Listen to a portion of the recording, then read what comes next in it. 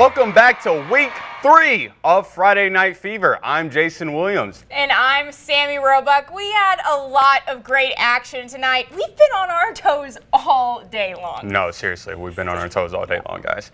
But, you know, Sammy, we've seen a lot of electricity on the field today, wouldn't you say? It's really given me like a will to be here. Yeah, just the energy to sit right here. Yeah, it really gives you, what we've seen tonight really gives you a charge, you know what I'm saying? Yeah, I think we saw a couple of those play. Yeah, speaking of charge, we have the Chargers for our game of the week. Grenada, Oxford, game of the week, Chargers.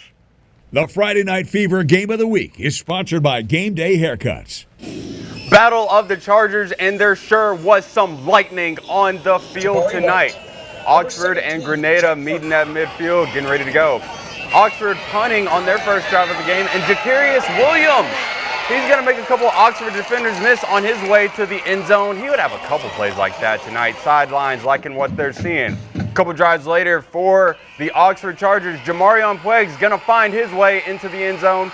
Tie game at 7. Next drive, later on in the game, Latavian Pritchard going to take the carry, and he's going to burst through the middle. It doesn't look like anyone's going to catch him, but he would lose the ball. It's going to be a fumble, and Oxford is going to recover it. They're not going to be able to capitalize off of that turnover, though. And it's time for Oxford to punt again. Probably not a good idea to kick it to Williams again, but that's exactly what they do. And guess what he does? Oop. Oop. Slips by a couple more defenders, and he's off to the races. There's no one left.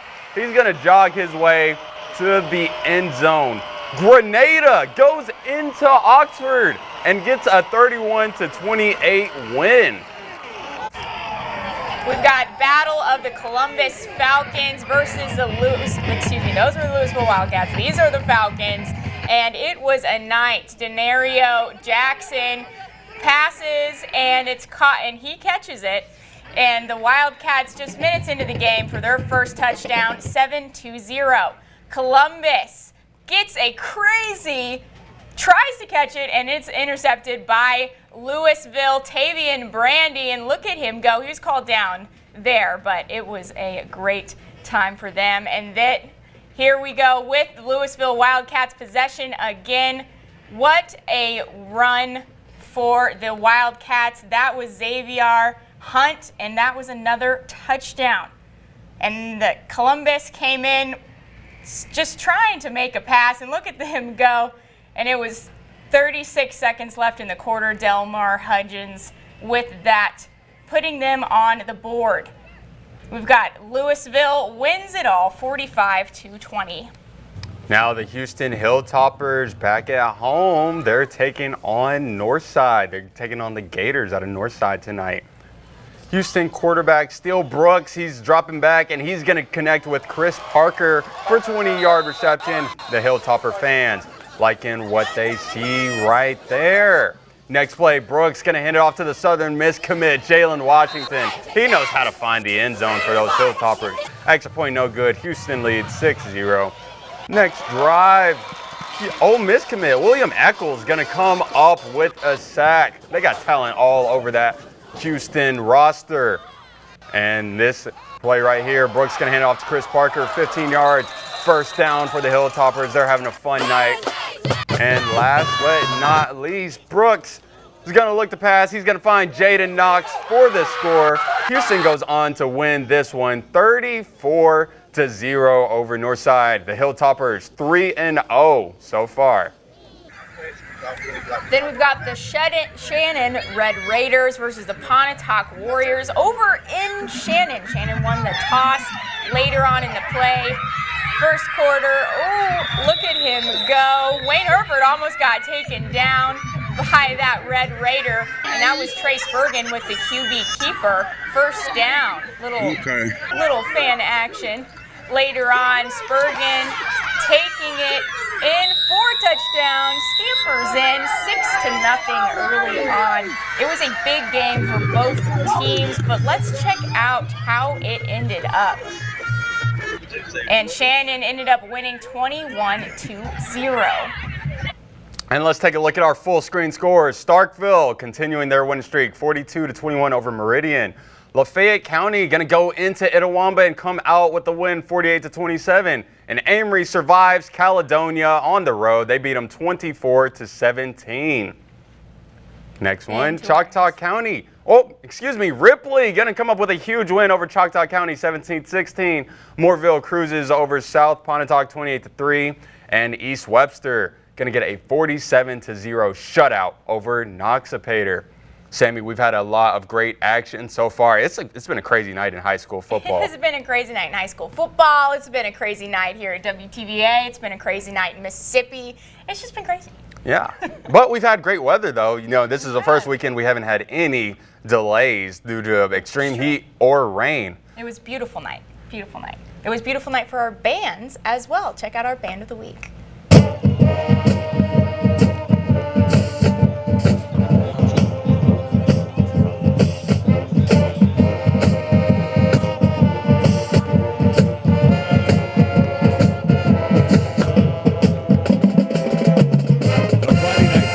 Of the week is sponsored by Northeast Mississippi Community College.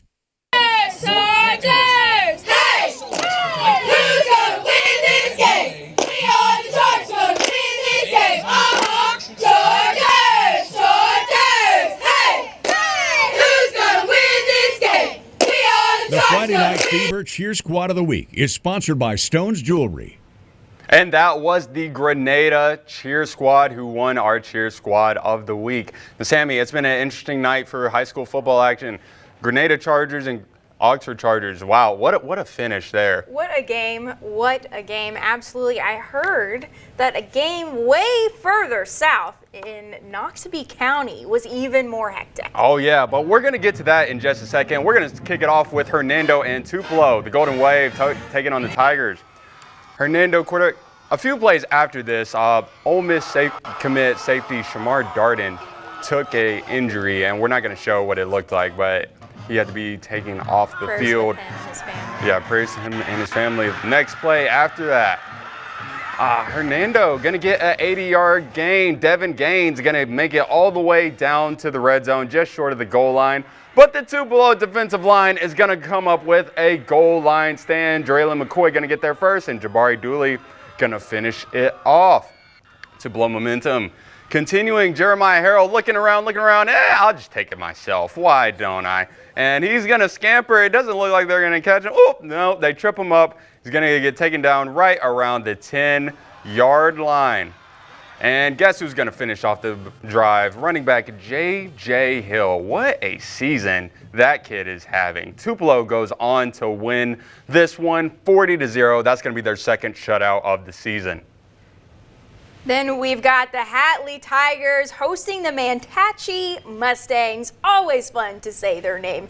Mantachi Mustangs are 2-0 going into this game. QB Hudson Trulove hands it off to 44. Hopkins scampers in. Mustangs PAT conversion was good, 8-0. Then we've got Logan Brown for Hatley trying to make a pass, intercepted by Bryson Ford.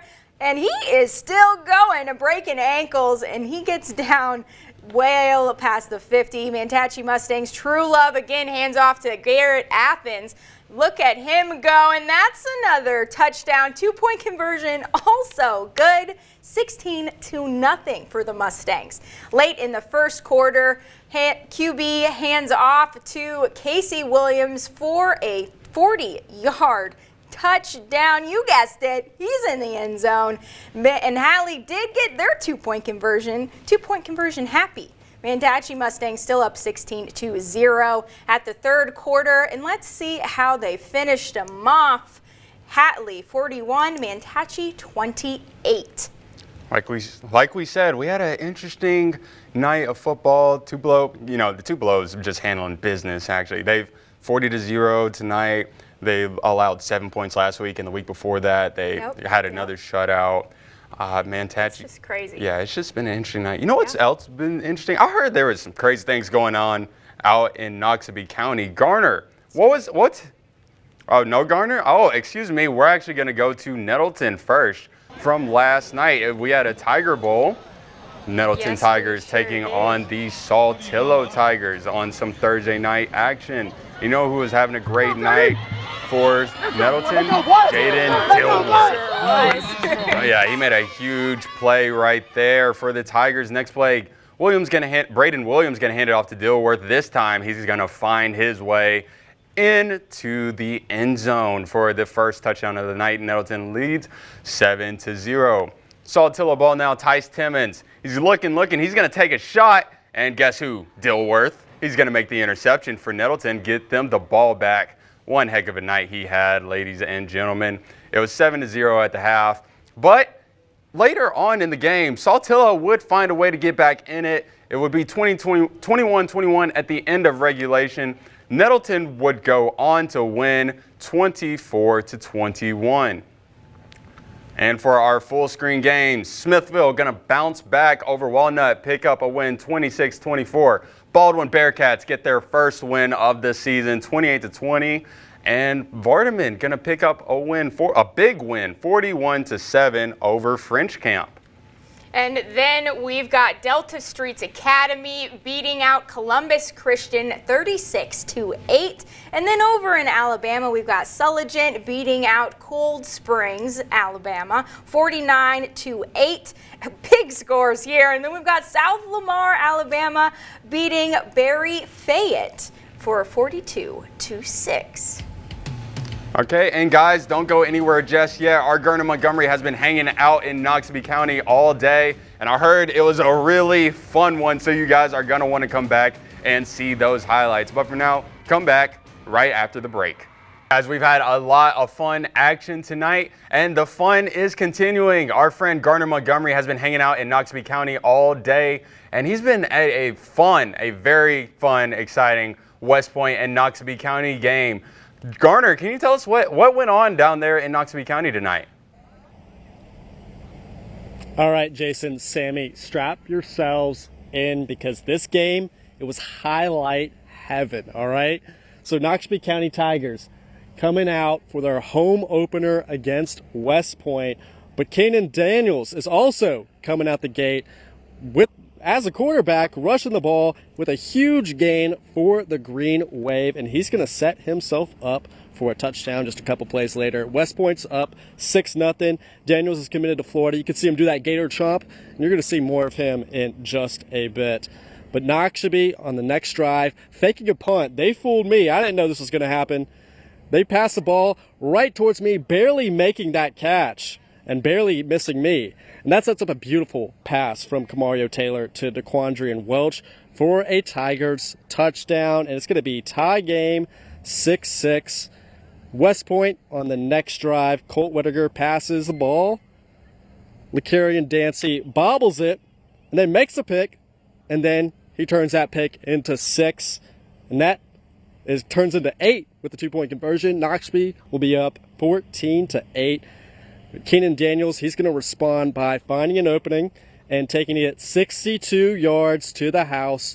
Florida fans have a lot to celebrate right now. He's scored a lot of touchdowns. We'll get to that in a bit. Just remember, this is the first quarter of the game. Just a couple plays later, Taylor throws a screen pass to Ladarian Mosley for 70 yards for a touchdown. That's 34 total points scored in just the first 10 minutes of the game. You want to know the final score, though?